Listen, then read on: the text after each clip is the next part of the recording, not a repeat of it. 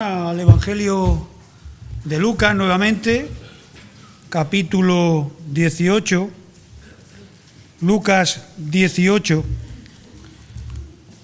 en su primera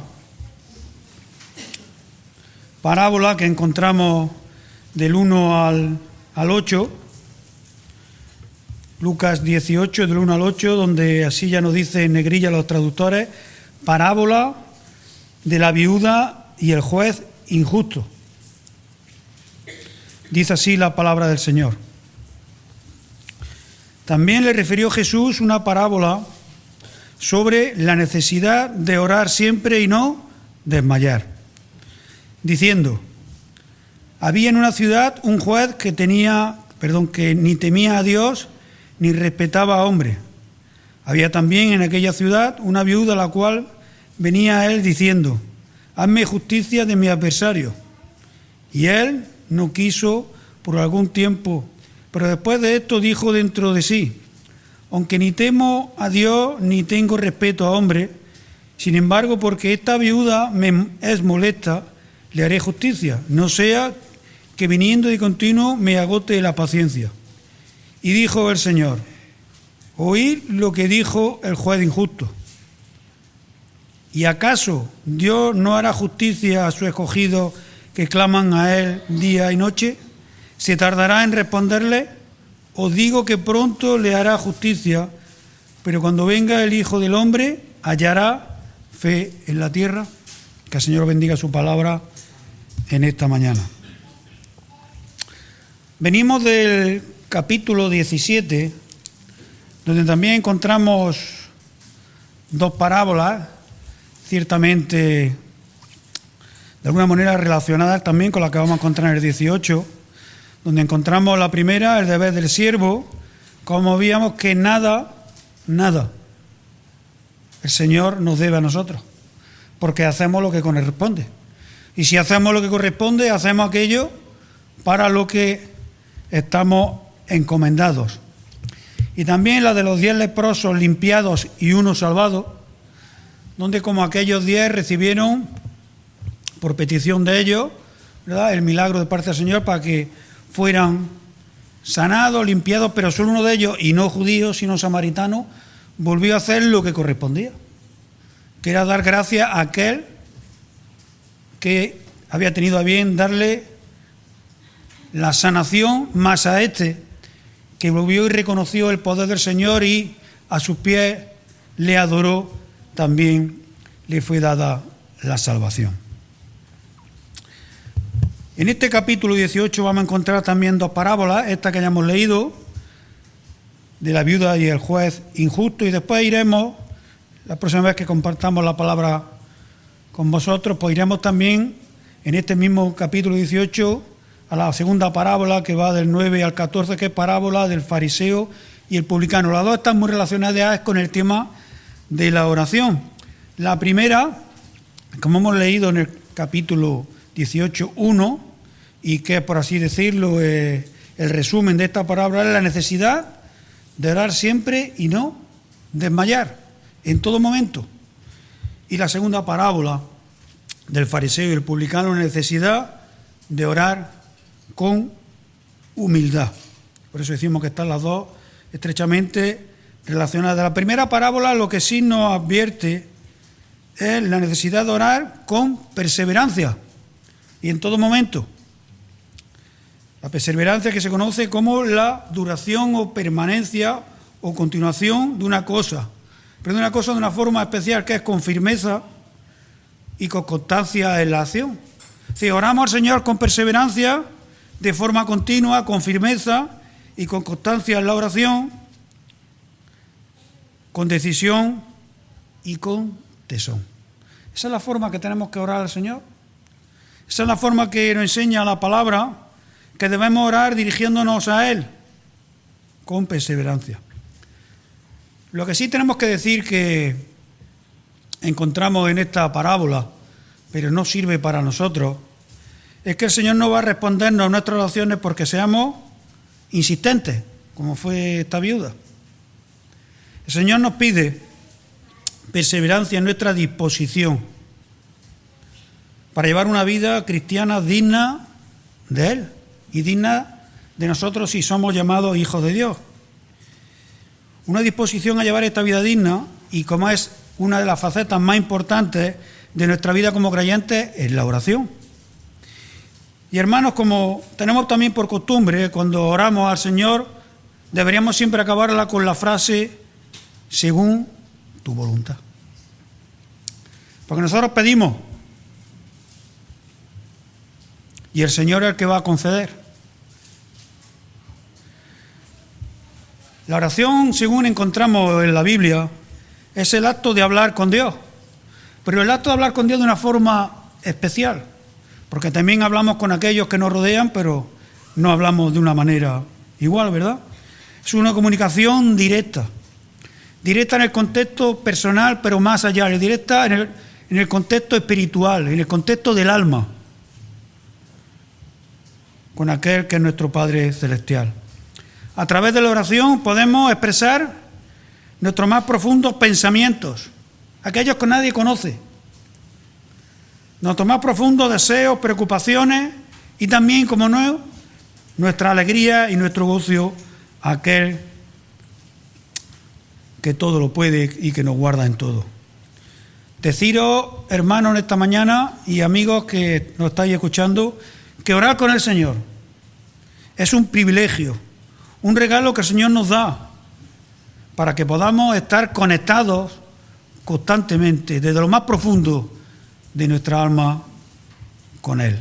Esa es la oración. Esa debe ser la oración que debemos tener cada uno de nosotros con nuestro Señor. Y aquí en esta mañana el Señor le está refiriendo aquí a sus discípulos la necesidad de orar siempre y no desmayar. Y le hace esta parábola para que entiendan la consistencia que tiene la oración y la perseverancia que debemos tener en ella. En la parábola encontramos a dos personajes solo. Por un lado encontramos al juez, una figura de no poca importancia, no ya hoy en día, que también en la sociedad, sino también en los momentos históricos que se dice la parábola, el juez. Una persona, ¿verdad?, de relevancia en la sociedad, de alta estima, especialmente eran de clase alta, símbolo de rectitud y equidad. O así debería haber sido esta figura del juez, que hayamos visto que no atendía a estas razones. Parece ser que este juez, según nos dicen los estudiosos, no era un juez judío. No era lo que encontramos en otras veces que hemos visto la palabra, como alguien llevaba algún conflicto, alguna cosa ante los jueces. No era un juez judío. Todos los pleitos judíos ordinarios se llevaban ¿a dónde? A los ancianos. Y no a los tribunales públicos. Según la ley judía, si había que llevar alguna causa a litigio, un solo hombre no constituía un tribunal. El tribunal estaba constituido por 3 hombres, 3 jueces, uno por cada parte y otro independiente, es decir, uno por la parte que llevaba el litigio, el afectado, otro al que se le presentaba y otro independiente que no tenía que ver nada con ninguna de las otras 2 partes. 3 eran así. Así que siempre había 3 jueces. Este juez parece ser que era uno de los magistrados que en este tiempo instituían o nombraban el Imperio Romano o Herodes, que era el gobernador puesto allí por Roma como parte del pueblo judío. Y eran unos jueces que estaban a sueldo y que se dedicaban a lo que se decían las faltas, jueces de faltas. Pero saber una cosa, que estos jueces eran bastante mal vistos por el pueblo, porque si cuando tú presentabas una de estas faltas, una de estas cosas delante de ellos y no tenías dinero o no tenías influencia, te pasaba como la viuda. Te echaban en olvido y no querían saber nada de ti. Era habitual que se comprara la resolución del caso con dinero si lo tenía, y así se decidían los pleitos que juzgaban normalmente estos jueces. Era tal la fama que tenían entre el pueblo que se les decía que se vendían por un plato de lentejas. Y como decimos, eran conocidos como jueces de faltas, pero entre el pueblo se les conocía como jueces bandidos, porque estaban allí para aprovecharse de la situación, en su posición que tenían y enriquecerse ilícitamente. O sea que por un lado tenemos ya a este juez, que debería ser alguien de un privilegio especial en la comunidad, visto como alguien que instruía, impartía justicia y equidad, pero ya vemos que no era así, ni mucho menos.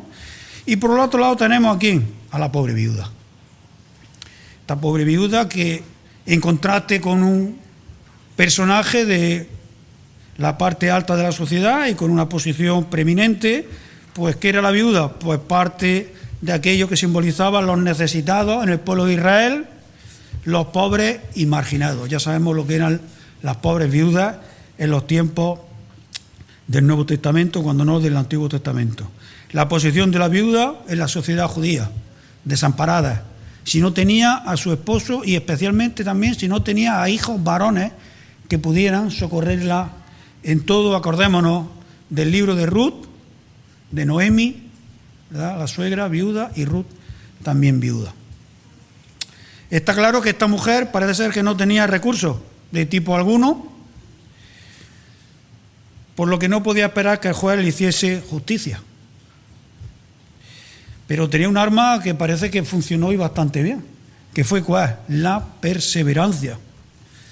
Perseverancia en todo momento. El juez que le decía que no le hacía ni caso, ella perseveraba, iba un día tras otro día, y parece ser que estos jueces lo que temían en algún momento era que cuando alguien iba que no tenía poder económico ni tampoco era de renombre y no le hacían caso, eran asaltados por las calles en reprensión por el hecho de que no hacía lo que le correspondían, que también dice que temían que fueran también amedrentados o atacados de esta manera. La parábola se divide en dos partes. La parábola en sí misma, que va del capítulo 1 al 5, y luego la enseñanza que encontramos en ella, que va desde el 6 hasta el 8. Dice el primer versículo que les contó Jesús una parábola para mostrarles que debían siempre orar y no desanimarse. Está dirigiendo esta parábola a sus discípulos para que vean la necesidad que tenemos los creyentes de estar orando al Señor, pero en esa actitud de estar conectados a Él, de estar siempre, en todo momento, conectados a nuestro Señor. Ya nuestro hermano también algo nos ha dicho antes, el partimiento del pan, de la necesidad que tenemos de orar, por la dificultad que tenemos los creyentes en este mundo. Como nos ha dicho, tenemos esa preciosa descripción de la armadura del Señor que nos da para enfrentarnos a este mundo, al enemigo, en cada momento. Porque el hombre, desde que fue expulsado del huerto del Edén por el pecado de él y vive en este mundo, es contrario a él. Este mundo lo gobierna la codicia, lo gobierna la maldad, lo gobierna el maligno, y solamente encontramos en él algo contrario a nosotros, que intenta derrotarnos y matarnos para muerte eterna. Dice Juan 17:14, yo le he dado tu palabra, y el mundo lo aborreció porque no son del mundo, como tampoco yo soy del mundo.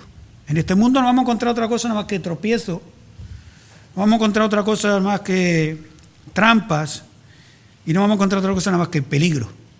Y el Señor nos manda que oremos en constancia a Él para que Él también nos pueda dirigir. Dice también la palabra del Señor a Hebreos 11, que al igual que el fiel Abraham, el cristiano vive como extranjero en este mundo, porque espera que la ciudad que tiene fundamentos, cuyo arquitecto y constructor, ¿quién es? Dios. Así somos, hermanos. Somos peregrinos aquí y en nuestro peregrinaje vamos a pasar por momentos difíciles, por momentos muy difíciles y por momentos extremadamente difíciles. Y esa es la vida del creyente en este mundo. Pero el Señor nos anima a que perseveremos en la oración, porque a través de ella nos fortalecemos, a través de ella nos damos cuenta quién es nuestro Dios, a través de ella descargamos todo aquello que llevamos sobre nosotros, que es imposible que llevemos adelante en aquel que todo lo puede y que es nuestro defensor. Para contestar a esa pregunta que el Señor hace a sus discípulos, a esa enseñanza, le da esta parábola. Ese es el propósito, para mostrarles que debemos orar a Él constantemente, día y noche, para así ser fortificados en Él y poder vencer aquello que desde el punto de vista humano es imposible. Es imposible. Tenemos muchos ejemplos en la palabra de hermanos que pusieron causas imposibles en oración delante del Señor, y el Señor le dio un resultado que ni ellos mismos esperaban. Es tan grande nuestro Señor que supera nuestras expectativas. Dice Hechos 12, en la historia que narra este capítulo, cómo Pedro fue echado en la cárcel. Dice, por esa misma época, Hechos 12, el rey Herodes empezó a perseguir a algunos de la iglesia. Ordenó que mataran a espada a Santiago, el hermano de Juan, y como vio que esto agradó a los judíos, decidió también arrestar a Pedro. Seguramente a Pedro le iba a esperar el mismo desenlace que a Santiago. Y Pedro estuvo echado en lo más profundo de los calabozos, con todas las puertas cerradas, con una guardia bastante fuerte custodiándolo. ¿Y qué hizo la iglesia? Dice, versículo 5, del capítulo 12 de Hechos, que mientras Pedro permanecía preso, la iglesia oraba constantemente a Dios por él. Ya habían visto lo que había acontecido con Santiago y sabían cuál era la intención de Herodes, porque el pueblo así lo demandaba. Y ellos oraban al Señor constantemente. ¿Y qué aconteció? Que puesto pie Pedro, que creía que estaba en visión, en sueño, salió con las puertas abiertas de la cárcel. Se abrieron las puertas y él salió como si nada. Llegó a la puerta donde estaba la iglesia reunida y llamó. Y salió Rode y preguntó quién era. Y vio que era Pedro y entró corriendo y se lo dijo a la iglesia. Y la iglesia no se lo creía. Era tan grande lo que había acontecido que eran incapaces de poder darse cuenta lo que allí estaba pasando. Estás loca, le dijeron a Rode. ¿Cómo va a estar Pedro suelto, verdad? Nuestra oración puede mucho más de lo que nosotros nos creemos, porque tenemos un Dios mucho más poderoso y más grande. Sigue diciendo versículo 2, que en cierta ciudad había un juez que ni reverenciaba a Dios ni respetaba a la gente.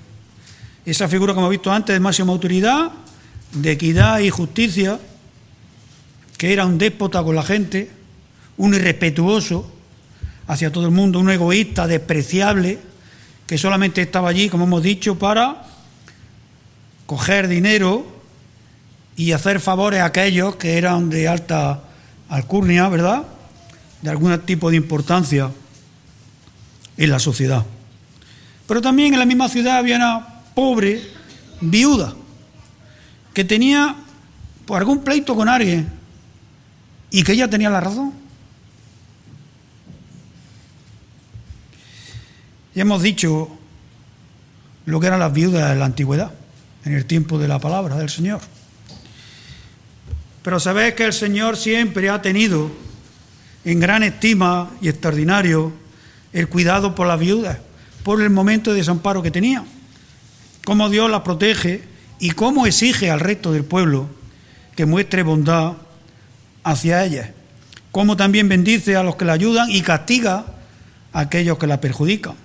Dice Éxodo 22, 22 y 23, a ninguna viuda ni huérfano afligiréis, porque si tú llegas a afligirles y ellos claman a mí, ciertamente oiré yo su clamor. Deuteronomio 10, 18.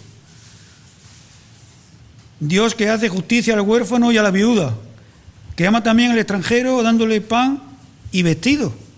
Ama al Señor, al huérfano y a la viuda, porque son dos figuras que estaban totalmente desprotegidas, no tenían a nadie. La similitud que hace igual a un pequeño huérfano y a una mujer viuda que no tiene nada, no tiene a nadie que pueda defenderla. Dice el Salmo 68, 5. Padre de huérfanos y defensor de viudas, ese es nuestro Señor. Es Dios en su santa morada, defensor de viudas. Y luego yendo a las cartas, 1 y 2 Timoteo y Tito, cómo hace especial hincapié Pablo en ayudar y orar por las viudas porque están desamparadas. Y Lucas especialmente recoge esa faceta del Señor Jesucristo como lleno de amor hacia quién, hacia los más necesitados, entre quienes se encuentran también las viudas. Bueno, pues esta viuda, viviendo en la misma ciudad que este juez, maligno, dice que venía continuamente a él diciéndole, concédeme la justicia contra mi adversario, porque tenía una cosa que llevar ante él contra alguien que le estaba haciendo la puñeta, como solemos decir, con algo que era justo hacia ella. Había sido tratada injustamente por alguien. No sabemos si ese alguien era de alta alcurnia, de una posición social mayor que ella, y el juez no quería saber nada de ello. Alguien podía haberle quitado algo que le pertenecía, o quizás haber prevenido que algo que le iban a dar no se lo dieran y quedarse con él. Por eso iba con esa insistencia al juez. El énfasis que el Señor quiere hacer aquí, ver en esta mujer, no es tanto en la insistencia de ir al juez para que le juzgara, sino en la manera que el Señor quiere hacernos ver que aún en los momentos más difíciles, en las posiciones más contradictorias para nosotros, el poder del Señor es infinito. A esta viuda que no tenía ni posición social ni dinero para comprar a ese juez, no tenía esperanza alguna de que se le hiciera justicia. Nosotros cuando estamos pasando por pruebas y por aflicciones, el Señor, en su bondad, y si así Él lo desea, por difícil que sea esa situación, nos va a sacar de ella. Dice el versículo 4 y 5, por un tiempo el juez, no quería, pero finalmente se dijo, aunque no tengo reverencia por Dios ni respeto a la gente, sin embargo, porque esta viuda me es molesta continuamente, voy a concederle la justicia, no sea que me canse con su venida continua. Estaba ya harto de verla por allí. Su fe de que ella lo que demandaba era justo, prevaleció y venció a aquel hombre que no quería saber nada de ella. Voy a concederle justicia para que no me canse, para que me deje en paz, para no vaya a ser que me asalte por la calle y tenga un acto de violencia contra mí. Entonces el Señor, la segunda parte de la parábola, la lección que el Señor enseña a sus discípulos y nosotros sacamos en esta mañana, dice que entonces el Señor dijo, oí lo que dijo el juez injusto, lo que dijo, tanto ha venido esta mujer a demandarme justicia que voy a hacérsela. Y pregunta, ¿y no se encargará Dios de que se haga justicia a su elegido? ¿Aquellos que somos su pueblo? ¿Aquellos que clamamos día y noche para que Él nos libre? ¿Aquellos que nos llamamos cristianos, los que obedecemos su palabra? ¿Los que capacitados por la gracia de Dios y por nuestra libre elección y voluntad respondemos con fe a su llamado para ser salvos y pasar a formar parte de su pueblo? Aquellos que sabemos que nuestra morada celestial no está aquí, sino en los cielos, que clamamos continuamente a Él de día y noche. Pues a ver, hermanos y amigos que en esta mañana nos está escuchando, Dios ciertamente no falla a ninguno de sus elegidos, no falla. Por difícil que sea lo que le estamos pidiendo, no falla porque nos ama con amor eterno y quiere lo mejor para cada uno de nosotros. Y se va a encargar con total seguridad de que seamos vindicados completamente, de que seamos defendidos en nuestros pleitos y en nuestras pruebas y en todo lo que nos esté aconteciendo. Lo que el Señor quiere decir aquí a sus discípulos es que Dios demanda que cada uno de nosotros perseveremos implorándole con sinceridad y fe en cada momento de nuestra vida. Y Él va a contestar nuestras súplicas que claman a Él día y noche. Este juez malvado finalmente concedió lo justo para aquella mujer, lo que demandaba, con justicia. Y el Dios Santo, como también dice aquí, pronto va a contestar a cada uno de nosotros. Sigue la primera parte, pero segunda parte del versículo 7 y la primera del 8 dice: ¿se tardará en ayudarle? Preguntando. Os aseguro que Él se encargará de que se le haga justicia pronto, ya. Y no sé si se haría un silencio cuando el Señor dijo esto, o si no hace un silencio a nosotros cuando leemos estas cosas en la palabra, pronto. Porque puede ser que el Señor nos conteste pronto a nuestras súplicas, así es. O puede ser que se dilate en el tiempo y por años y no nos conteste. Entonces, ¿cómo entendemos todo de pronto? Es difícil para cada uno de nosotros entenderlo. ¿Cómo que pronto? ¿No está en conflicto lo que estamos diciendo con el devenir del tiempo? Segunda de Pedro 3:9 nos contesta a esa pregunta.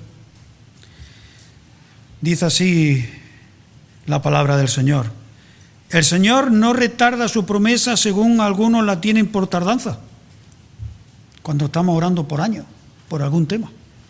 Dice, sino que es paciente para con nosotros, no queriendo que ninguno perezca, sino que todos procedan al arrepentimiento. Más aún, nos dice también Santiago: pedid y no recibid, porque pedís mal para gastar en vuestros deleites. Pedimos y debemos acabar nuestras oraciones ¿cómo? Siempre diciendo lo mismo, según tu voluntad, porque el Señor lo sabe todo, nosotros no. Nosotros podemos pedir creyendo que lo que pedimos es justo y nos corresponde, pero posiblemente si el Señor no nos contesta, nos está diciendo ya algo.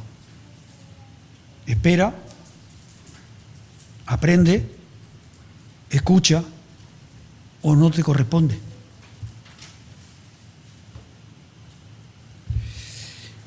Los discípulos, cuando el Señor ya fue crucificado, muerto y sepultado, y resucitó, el último instante que estuvieron con Él, ya resucitado, cuando se despedía de ellos, también le hicieron una pregunta, por la prontitud que tenían de los acontecimientos que estaban pasando, y ellos querían saber el devenir de la historia.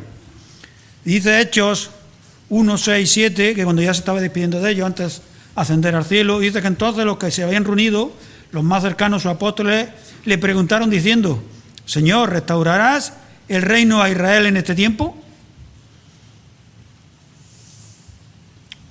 Acordemos que estaba bajo el Imperio Romano y estaban sufriendo. ¿Y qué les dijo el Señor sobre esto? Podía haberle contestado, ¿verdad?, sabiendo lo que iba a pasar. Y el Señor les dijo: no toca a vosotros saber los tiempos o las sazones que el Padre puso en su sola potestad. Y antes nuestro hermano también, con nuestros tiempos están en sus manos. Y así es. Y nosotros no los conocemos. No sabemos el desarrollo de nuestra vida, ¿Cómo va a ser? Solamente sabemos el presente. Solo Dios decide cuándo llevar a cabo lo que Él piensa hacer. Solo Él lo sabe. Y a nosotros nos va a parecer que tarda mucho o poco, pero es lo correcto. Y no tarda ni más ni menos que lo oportuno para nuestra vida. Y para terminar nos dice ya la última parte del versículo 8. Pero cuando venga el Hijo del Hombre, ¿hallará fe en la tierra? Porque se preocupa el Hijo del Hombre de que se haga justicia a los suyos y prontamente. Sí, se preocupa de que seamos vindicados, porque nos ama profundamente, porque sabemos que tenemos nuestra confianza puesta en Él.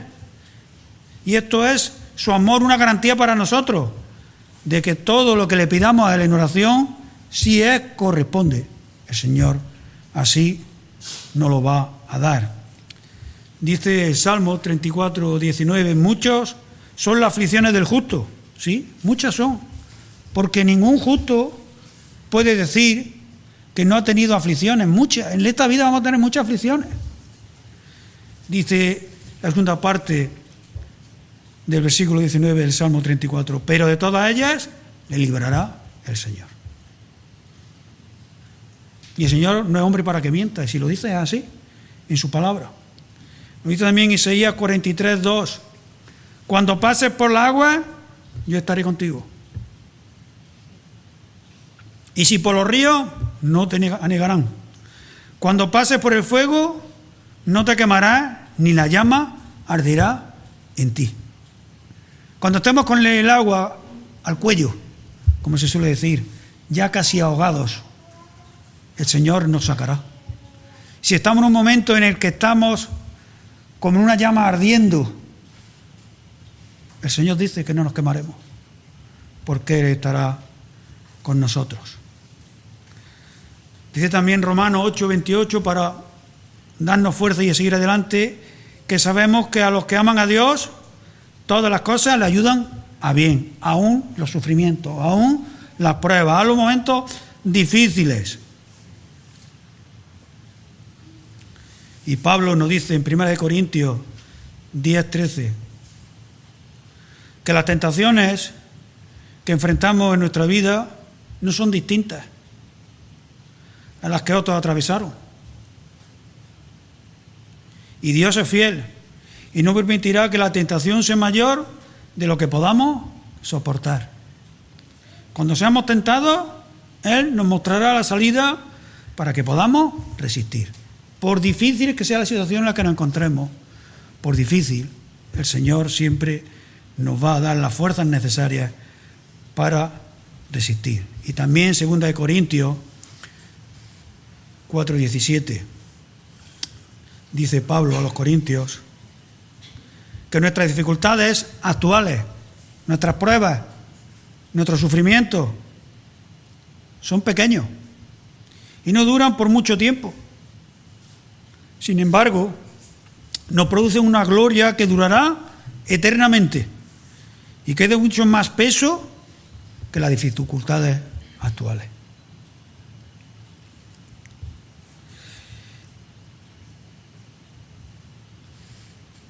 En Efesios, como recordamos antes, nos ha dicho nuestro hermano, tenemos descrita perfectamente la armadura que tenemos que vestirnos aquellos que decimos que somos cristianos para luchar con el enemigo.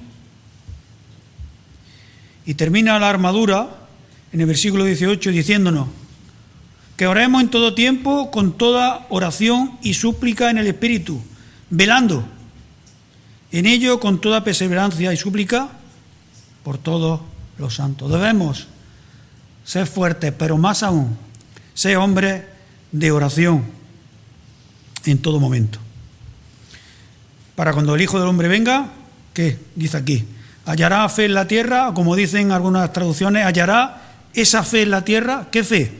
La fe de la viuda.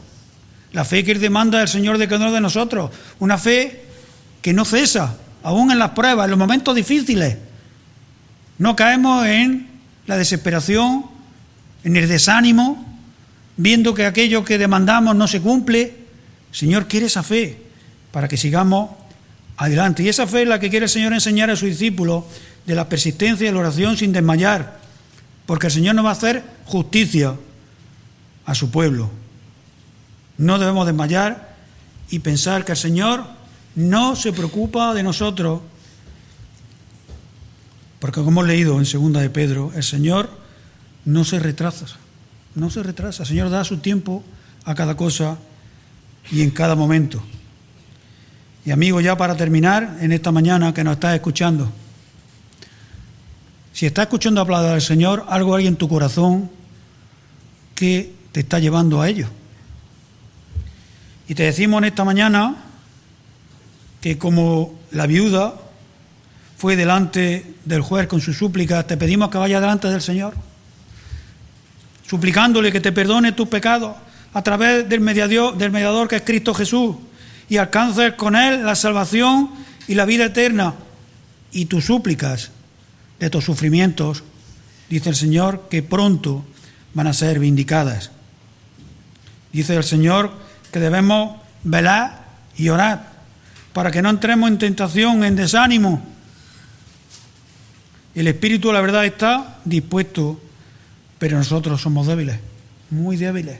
A cualquier prueba que tenemos, a cualquier aflicción, ya caemos en desánimo, ya caemos otra vez pensando que tenemos un Dios que no lo puede, y nuestro Dios lo puede todo. Los que somos pequeños somos nosotros y no somos capaces de alcanzar a ver la capacidad que tiene Él. Para terminar, la regla de oro de la oración, hermano y amigo. La regla de oro, Mateo 7, 7 al 11. Pedid y se os dará. Buscad y hallaréis. Llamad y se os abrirá. Porque todo aquel que pide, recibe. Y el que busca, halla. Y al que llama, se le abrirá. Amigos, si esta mañana estás buscando, llamando, vas a hallar, vas a recibir y vas a entrar con el Señor. Y sigue diciendo el versículo 9, porque ¿qué hombre hay de vosotros que si su hijo le pide pan, le dará una piedra? Si le pide un pescado, le dará una serpiente. Pues si vosotros, siendo malos, sabéis dar buenas dádivas a vuestros hijos, ¿cuánto más vuestro Padre que está en los cielos dará buenas cosas a los que le pidan? Amigo, te pedimos esta mañana que le pida al Señor, porque Él te va a dar lo mejor que puedas tener en tu vida. Que el Señor bendiga su palabra. Amén. Pues sí, Señor y Padre, damos gracias.